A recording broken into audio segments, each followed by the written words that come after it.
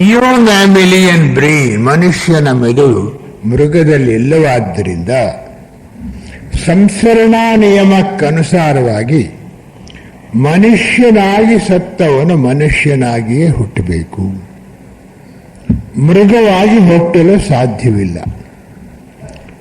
ಈಗ ನಾವು ಇದನ್ನು ಹೇಳೋದಕ್ಕೆ ಸಹಾಯವಾಯಿತು. ಬ್ರಹ್ಮವಿದ್ಯಾ ದೃಷ್ಟಿಯಿಂದ ಮಾನವನು ಸತ್ತ ಮೇಲೆ ಮಾನವನಾಗಿಯೇ ಹುಟ್ಟುತ್ತಾನೆ, ಮೃಗವಾಗಲು ಸಾಧ್ಯವಿಲ್ಲ. ವೈಜ್ಞಾನಿಕವಾಗಿ ಸಾಧ್ಯವಿಲ್ಲ, ಅಲ್ಲಿ ನಿಯೋಮ್ಯಾಮಿಲಿಯನ್ ಬ್ರೈನ್ ಇಲ್ಲ. ಇದೊಂದು ಮೆದುಳಿನ ಬಹುಮುಖ್ಯವಾದ ಭಾಗ. ಆದ್ದರಿಂದ ಈ ದಿವಸ ನಾವು ನಿಜವಾಗಿಯೂ ಸ್ಥೂಲ ದೇಹ, ಇದರೊಳಗಿರುವ ಪ್ರಾಣಮಯ ಕೋಶ ಮತ್ತು ಅನ್ನಮಯ ಕೋಶವನ್ನು ಅರ್ಥ ಮಾಡಿಕೊಳ್ಬೇಕಾದ್ರೆ ಇವೆಲ್ಲವನ್ನು ಅರ್ಥ ಮಾಡ್ಕೋಬೇಕು. ದಯವಿಟ್ಟು ನನ್ನನ್ನು ಯಾರು ಏನು ಅನ್ಬೇಡಿ. ಇನ್ನೊಂದು ಸ್ವಲ್ಪ ನಾನು ಮಾತನಾಡ್ಕೊಂಡು ಹೋದರೆ ಆಕ್ಸಿಜನ್ ಎಲ್ಲ ಹೊಟ್ಟೆಗೆ ಹೊರಟೋಗಿರುತ್ತೆ. ಹೆಚ್ಚು ಫಲಹಾರ ಚೆನ್ನಾಗಿ ಕೊಟ್ಟರು ತಿಂದ್ಬಿಟ್ಟಿರ್ತೀವಿ, ಇಲ್ಲಿ ಆಕ್ಸಿಜನ್ ಕಮ್ಮಿ ಆಗಿಬಿಡುತ್ತೆ ಮೆದುಳಿಗೆ. ಅದರ ಮೊದಲನೇ ಕೆಲಸ ಏನು ಅಂದ್ರೆ ನಿದ್ದೆ ಮಾಡೋದು. ಇಲ್ಲಿ ನಿದ್ದೆ ಬಂದ್ಬಿಡುತ್ತೆ. ಅಂದರೆ ಬರೀ ನಿದ್ದೆ ಬರೋಲ್ಲ, ಎಷ್ಟೋ ಸಲ there will be sleep and also sound. ಗೊರಕೆ ಹಾಕೋದು, ಪಕ್ಕದಲ್ಲಿರೋ ತಿವಿತಾರೆ, ಅಯ್ಯೋ ಇಲ್ಲಿ ನಾನು ಗೊರಕೆ ಹಾಕ್ಬಿಟ್ನಲ್ಲಪ್ಪ ಇಷ್ಟು ಜನದ ಎದುರಿಗೆ ಅಂತ ಹೊರಟೋಗ್ಬಿಡ್ತೀನಿ. ಮನೆಗೆ ಹೋಗಿ ಬೆಡ್ರೂಮ್ನಲ್ಲಿ ಹೋಗಿ ಅಫಿಷಿಯಲ್ ಆಗಿ ಮಲ್ಕೋತೀನಿ. ಅಲ್ಲಿ ನಿದ್ದೆ ಬರೋಲ್ಲ. ಅಲ್ಲಿ ಯಾಕೆ ನಿದ್ದೆ ಬರೋಲ್ಲ? ಅಯ್ಯೋ ಅಷ್ಟು ಜನದ ಮುಂದೆ ಗೊರಕೆ ಹೊಡಿತಿದ್ದಲ್ಲ ನಾನು, ಅಷ್ಟು ಜನದ ಮುಂದೆ ನಿದ್ದೆ ಮಾಡ್ತಿದ್ನಲ್ಲ ನಾನು, ಪಕ್ಕದವ್ರು ನಾನು ತಿಳಿದು ಎಬ್ಬಿಸ್ಕೊಳಲ್ಲ. ಇದನ್ನು ಜ್ಞಾಪಕ ಮಾಡ್ಕೊಂಡು ನಿದ್ದೆ ಮಾಡೋ ಕಡೆ ನಿದ್ದೆ ಮಾಡಲ್ಲ. ಎಲ್ಲಿ ನಿದ್ದೆ ಮಾಡಬಾರ್ದು ಅಲ್ಲಿ ನಿದ್ದೆ ಮಾಡ್ತೀವಿ. ಅತ್ಯಂತ ಉತ್ತಮವಾದ ಜಾಗ ನಿದ್ದೆ ಮಾಡೋದಕ್ಕೆ ಇಂಥ ಲೆಕ್ಚರ್ಗಳು ಕೇಳಕ್ ಬಂದ್ರೆ ಆದಷ್ಟು ಸುಖವಾಗಿ ನಿದ್ದೆ ಮಾಡಬಹುದು. ಅಂದ್ರೆ ಗೊರಕೆ ಮಾತ್ರ ಹಾಕಬಾರ್ದು.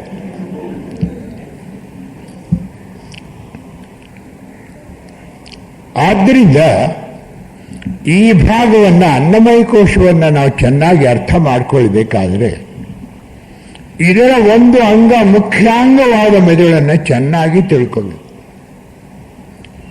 ಸುಮಾರು 30 ವರ್ಷಗಳಿಂದ ನಾವು ಪುಸ್ತಕಗಳನ್ನು ಕೊಂಡ್ಕೊಂಡು ಬರ್ತಾ ಇದ್ದೇನೆ ಮೆದುಳಿನ ಮೇಲೆ.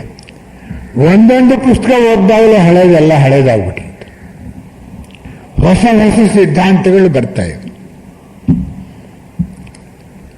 ಆದ್ದರಿಂದ ಉಪನ್ಯಾಸಕರು ಸ್ವಲ್ಪ ಹುಷಾರಾಗಿರ್ಬೇಕು. ನಾನು ಅತ್ಯಂತ ಆಧುನಿಕವಾದ್ದನ್ನು ಹೇಳ್ತೇನೆ ಅಂದರೆ ಆಧುನಿಕತೆ ಇಲ್ಲವೇ ಇಲ್ಲ ವಿಜ್ಞಾನದಲ್ಲಿ. ನಾನು ಅತ್ಯಂತ ಆಧುನಿಕವಾದ ಮನೇಲಿ ಓದ್ಕೊಂಡು ಬಂದಿರಲಿಲ್ಲ, ಹೇಳುವಾಗ ಇನ್ನ ಎಲ್ಲೋ ಈ ಪ್ರಪಂಚದ ಒಂದು ಭಾಗದಲ್ಲಿ ಅದನ್ನು ಬದಲಾಯಿಸ್ಬಿಟ್ಟಿರ್ತೆ.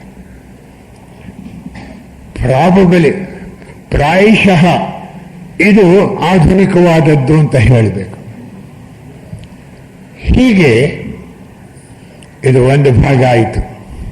ಅಂದರೆ ಸ್ಥೂಲ ಲೋಕದ 4 ಉಪಲೋಕಗಳ ತತ್ವದಿಂದ ಆಗಿರುವ ಅನ್ನಮಯ ಕೋಶದ್ದಾಯಿತು.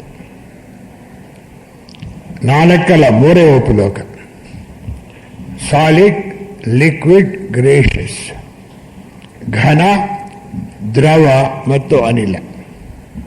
ಇವು 3ರಿಂದ ಅನ್ನಮಯ ಕೋಶ ಆಗಿದೆ. ಪ್ರಾಣಮಯ ಕೋಶ ಉಳಿದ 4 ಉಪಲೋಕ ತತ್ವಗಳಿಂದಾಗಿದೆ. ಈ ಪ್ರಾಣಮಯ ಕೋಶವನ್ನು ಕೂಡ ಇತ್ತೀಚೆಗೆ ನಾ ಹಿಂದೇನು ಹೇಳಿದೆ ಇಲ್ಲಿ ಹಿಂದಿನ ಉಪನ್ಯಾಸದಲ್ಲಿ. ಈಗ ಸ್ವಲ್ಪ ತಿಳ್ಕೊಳ್ಳೋದಕ್ಕೆ ವಿಜ್ಞಾನಿಗಳಿಗೂ ಸಹಾಯವಾಗ್ತಾ ಇದೆ. ಅದಕ್ಕೆ ಕಾರಣ ಕಿರ್ಲಿಯಾನ್ ಫೋಟೋಗ್ರಫಿ. ಕಿರ್ಲಿಯಾನ್ಸ್ ಅನ್ನೋ ದಂಪತಿಗಳು ರಷ್ಯಾದವರು. ಇವರಿಬ್ಬರು ರೇಡಿಯೋ, ಟೆಲಿವಿಷನ್ ಇದೆಲ್ಲ ರಿಪೇರಿ ಮಾಡ್ತಾ ಇದ್ರು. ಈ ಒಂದು ಮಾರ್ಗದಲ್ಲಿ ಅವರಿಗೆ ಕಿರ್ಲಿಯಾನ್ ಬೆಳಕಿನ ಒಂದು ದರ್ಶನ ಆಯಿತು. ಅದರ ಮೇಲೆ ಫೋಟೋಗ್ರಾಫ್ ಕ್ಯಾಮರಾಸ್ ಡೆವಲಪ್ ಮಾಡಿದ್ರು. ತೋರಿಸಿದ್ರೆ ವಿಜ್ಞಾನಿಗಳಿಗೆ. ಇನ್ನು ದೇಹವನ್ನೆಲ್ಲ ಪೂರ್ತಿ ತೆಗೆದುಕೊಳ್ಳೋದು ಕಷ್ಟ.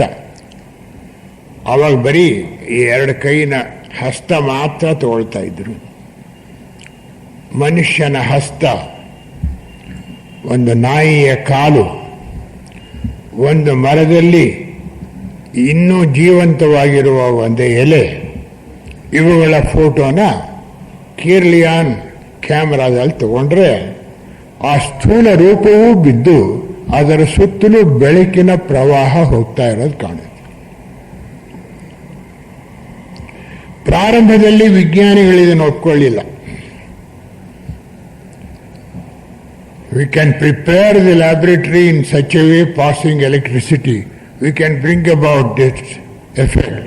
We can't take this to be a theory ಅಂತ.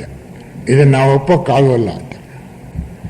ಆಮೇಲೆ ಎಷ್ಟೋ ಪ್ರಯತ್ನ ಪಟ್ಟು ಕಿರ್ಲಿಯಾನ್ಸ್ ಒಂದು ಹಸಿ ಎಲೆಯಲ್ಲಿ ಇದು ಬರ್ತಾ ಇತ್ತು, ಬೆಳಕಿನ ಇದು. ಸತ್ತ ಒಣಗಿದ ಎಲೆಯಲ್ಲಿ ಬರ್ತಾ ಇರಲಿಲ್ಲ. ಬದುಕಿರೋ ಮನುಷ್ಯನ ಕೈ ತೆಗೆದುಕೊಂಡಾಗ ಇದೆಲ್ಲ ಬರ್ತಾ ಇತ್ತು. ಸತ್ತ ಶವದ ಒಂದು ಕೈ ತಗೊಂಡಾಗ ಬರೀ 5 ಬೆರಳು ಬರ್ತಿರುತ್ತೆ ಹೊರತು ಸುತ್ತಲೂ ಬರ್ತಾ ಇದ್ದ ಬೆಳಕು ಬರ್ತಿರ್ಲಿಲ್ಲ. ಹಾಗೆ ಒಂದು ನಾಯಿಯ ಕಾಲು. ಆಗ ವಿಜ್ಞಾನಿಗಳು ಒಪ್ಕೊಂಡ್ರು. ಈಗಲೂ ಅವ್ರು ಹೇಳೋದೇನು, ಪ್ರಾಬಬಲಿ ಇಟ್ ಈಸ್ ಸೋ ಅಂತ. ವಿಜ್ಞಾನಿಗಳು ತುಂಬ ಕಾಷಸ್ ಆಗಿ ಮಾತನಾಡ್ತಾರೆ. ಇಟ್ ಈಸ್ ಸೋ ಅಂತ ಹೇಳಲ್ಲ, ಪ್ರಾಬಬಲಿ ಇಟ್ ಈಸ್ ಸೋ, ಪ್ರಾಯಶಃ ಹೀಗೆ ಇರಬಹುದು. ಇದನ್ನ ವಿಜ್ಞಾನಿಗಳು ಸಂಶೋಧನೆ ಮಾಡಿ ಈಗ 4ನೇ ಉಪಭಾಗದ ತತ್ವವನ್ನು ಈಗ ಫಿಸಿಕ್ಸ್, ಭೌತಶಾಸ್ತ್ರದವರು ಈ ಸಂಶೋಧನೆ ಮಾಡ್ತಾ ಇದ್ದಾರೆ. ಘನ, ದ್ರವ, ಅನಿಲ ಬೇಕಾದಷ್ಟು ಮಾಡಿದ್ದಾರೆ. ಈಗ ಪ್ಲಾಸ್ಮಾ ಅಂತ 4ನೇ ಉಪಲೋಕ ತತ್ವ. ಈ ಪ್ಲಾಸ್ಮಾ ಅನ್ನೋದು ಈ ಪ್ಲಾಸ್ಮಾ ತತ್ವದಿಂದ ಪ್ರಾಣಮಯ ಕೋಶ ಆಗಿದೆ ಅಂತ ಹೇಳಿ ಈಗ ವಿಜ್ಞಾನಿಗಳು ಹೇಳ್ತಿದ್ದಾರೆ. ಅಂದರೆ ಥಿಯೋಸಾಫಿಕಲ್ ವಾಂಗ್ಮಯದಲ್ಲಿ ಹೇಳಿರೋದಕ್ಕೆ ಒಂದು ಹೆಜ್ಜೆ ಹತ್ರ ಬಂದಿದ್ದಾರೆ. ಥಿಯೋಸಫಿಯ ವಾಂಗ್ಮಯದಲ್ಲಿ ಇದು 4 ಉಪಲೋಕ ತತ್ವಗಳಿಂದ ಆಗಿದೆ ಪ್ರಾಣಮಯ ಕೋಶ. ಪರಮಾಣು ಉಪಲೋಕ, 2ನೇದು, 3ನೇದು ಮತ್ತು 4ನೇದು. ಈ 4 ಉಪಲೋಕ ತತ್ವಗಳಿಂದ ಆಗಿರೋ ಪ್ರಾಣಮಯ ಕೋಶದ ಹೊರಭಾಗವನ್ನು ಮಾತ್ರ ಕಿರ್ಲಿಯಾನ್ ಫೋಟೋಗ್ರಫಿ ಫೋಟೋ ತಗೊಂಡಿದೆ. ಅದನ್ನ ಭೌತಶಾಸ್ತ್ರಜ್ಞರು 4th substate of matter which is plasma ಅಂತ ಹೇಳ್ತಾರೆ. ಈ ಪ್ಲಾಸ್ಮಾ ಎಂಬ ಸ್ಥೂಲ ಲೋಕದ 4ನೇ ಉಪಭಾಗದ ತತ್ವ ಇದು ನಮಗೆ ಕಿರ್ಲಿಯಾನ್ ಫೋಟೋಗ್ರಫಿಲಿ ಕಾಣುತ್ತೆ. ಅಂದರೆ ಸ್ವಲ್ಪ ಭಾಗವನ್ನು ಕಿರ್ಲಿಯಾನ್ ಫೋಟೋಗ್ರಫಿ ನಮಗೆ ತೋರ್ಸಕ್ಕಾಗಿದೆ. ಉಳಿದ 3 ಉಪಲೋಕ ತತ್ವಗಳಿವೆಯಲ್ಲ, ಅದನ್ನಿನ್ನೂ ವಿಜ್ಞಾನ ಕೈ ಹಾಕೋಕ್ಕಾಗಿಲ್ಲ. ಪ್ರಾಯಶಃ ಮುಂದೆ ಒಂದೊಂದು ಹೆಜ್ಜೆಯಾಗಿ ಹೋಗ್ತಾರೆ. ವಿಜ್ಞಾನ ಕೊನೆಗೆ ಬಂದಿಲ್ಲ, ಮಧ್ಯ ವಯಸ್ಸು ಅಲ್ಲ, ವಿಜ್ಞಾನ ಇನ್ನೂ ಪ್ರಾರಂಭದಲ್ಲೇ ಇದೆ. ಇನ್ನು ಬೇಕಾದಷ್ಟು ವಿಜ್ಞಾನ ಸಾಧನೆ ಮಾಡಬೇಕಾಗಿದೆ ಈ ಪ್ರಪಂಚದಲ್ಲಿ. ಒಟ್ಟಿನಲ್ಲಿ ಒಬ್ಬ ದೊಡ್ಡ ವಿಜ್ಞಾನಿ ಬರೀತಾನೆ, there is nothing modern in science excepting to find unity in multiplicity. The most modern thing in science is to find unity in multiplicity. ಬಹುತ್ವದಲ್ಲಿ ಏಕತ್ವವನ್ನು ಕಂಡುಹಿಡಿಯುವುದು ವಿಜ್ಞಾನದ ಗುರಿ ಅಂತ ಹೇಳ್ತಾರೆ. ಆದ್ದರಿಂದ 4ನೇ ಒಂದು ಭಾಗವನ್ನು ವಿಜ್ಞಾನದ ಮೂಲಕ ವಿಜ್ಞಾನಿಯ ಸಹಾಯದಿಂದ ಪ್ರಾಣಮಯ ಕೋಶದ ತುದಿಯನ್ನು ತಿಳ್ಕೊಳ್ಳಕ್ಕೆ ನಮಗಾಗಿದೆ. ಇನ್ನು ಉಳಿದ 3 ವಿಭಾಗವನ್ನು ತಿಳ್ಕೊಳ್ಳೋದಕ್ಕಾಗಿಲ್ಲ. ಮುಂದಕ್ಕೆ ಹೋಗೋಣ. ನಾನು ನಿಮ್ಮನ್ನು ಕೇಳಿ ಮಾತನಾಡೋಕ್ಕೆಲ್ಲ ಹೇಳ್ತಿರೋದು. ಮುಂದಕ್ಕೆ ಅಂದರೆ ಮುಂದಿನ ವಾರಕ್ಕೆ ತಗೊಂಡು ಹೋಗೋಣ, ಮುಂದಿನ ಉಪನ್ಯಾಸಕ್ಕೆ. ಇಷ್ಟು ವೇಗವಾಗಿ ಹೋಗೋದಕ್ಕಾಗೋದಿಲ್ಲ ಇವಾಗ. ಒಂದು ಕಡೆ ವಿಜ್ಞಾನ, ಇನ್ನೊಂದು ಕಡೆ ಥಿಯಾಸಫಿ ಅಥವಾ ಅಕಲ್ಟಿಸಮ್, ಯೋಗ ಜ್ಞಾನ, ಯೋಗ ವಿದ್ಯೆ. ಇವೆರಡರ ಮಧ್ಯೆ ವಿಹಂಗ ಮಾರ್ಗವು ಬಂದಿದೆ, ಅನುಭವ ಮಾರ್ಗ. ಸದ್ಯದ ಸ್ಥಿತಿಯಲ್ಲಿ ಈ 3 ಏಕೀಕರಿಸಿ ಒಂದನ್ನಾಗಿ ಯಾವ ಮಹಾತ್ಮ ಮಾಡೋಕ್ಕೆ ಸಾಧ್ಯವಾಗುತ್ತೋ ಅಂತಹವರಿಗೆ ಜೀವನದಲ್ಲಿ ಗೊಂದಲ ಇಲ್ಲ. ಒಂದು ಕಡೆ ಜೆ ಕೃಷ್ಣಮೂರ್ತಿ ಅವರದು ವಿಹಂಗ ಮಾರ್ಗ, ಥಿಯಾಸಫಿಯ ಅನೇಕ ಗ್ರಂಥಗಳು ಹೇಳೋದು ಯೋಗ ಮಾರ್ಗ, ವಿಜ್ಞಾನ ಇದು ಬಹಳ ಮುಂದಕ್ಕೆ ಹೋಗ್ತಾ ಇದೆ. ಇವು 3 ಸೇರಿಸ್ಕೋಬೇಕಾಗುತ್ತೆ. ನಾನು ಈಗ ಹೇಳೋದಕ್ಕೆ ಇವು 3 ಸೇರಿಸ್ಕೊಂಡು ಹೇಳ್ತಾ ಇರೋದ್ರಿಂದ ಮನುಷ್ಯ ಸ್ಥೂಲ ದೇಹವಲ್ಲ, ಕಾಮದೇಹವಲ್ಲ, ಮನೋದೇಹವಲ್ಲ, ಕಾರಣದೇಹವಲ್ಲ, ಬುದ್ಧಿ ದೇಹವಲ್ಲ, ಆತ್ಮ ಆಗೋಯ್ತಲ್ಲ. ಲೆಕ್ಚರೆಲ್ಲ ಹೇಳಿದ್ದಾವೆ. ಅಷ್ಟೇ ಕೆಲವ್ರಿಗೆ ಬೇಕಾಗಿರೋದು ಅಷ್ಟೇ ಅನಿಸುತ್ತೆ. ನಾನೇ ಹೇಳಿಬಿಟ್ಟಿರ್ತೀನಿ, ಹೊರಗಡೆ ಹೋದಾಗ ಹೇಳ್ತೀನಿ, ಇಷ್ಟು ಹೇಳೋದು ಬಿಟ್ಟಿದ್ದು ಯಾಕೆ ಇದೆಲ್ಲ ಹೇಳ್ತಿದ್ದಾರೆ. ಈ ಹೊತ್ತಿಗೆ ಇಲ್ಲಿ ನಿಲ್ಲಿಸೋಣ.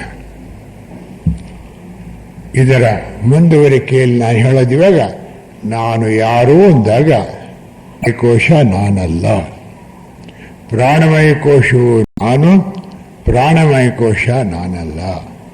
ಆದರೆ ನಾನು ಯಾರು ಮುಂದಿನ ಉಪನ್ಯಾಸದಲ್ಲಿ ನೋಡಿ. ಮುಂದಿನ ಉಪನ್ಯಾಸದಲ್ಲಿ ನೋಡಿ.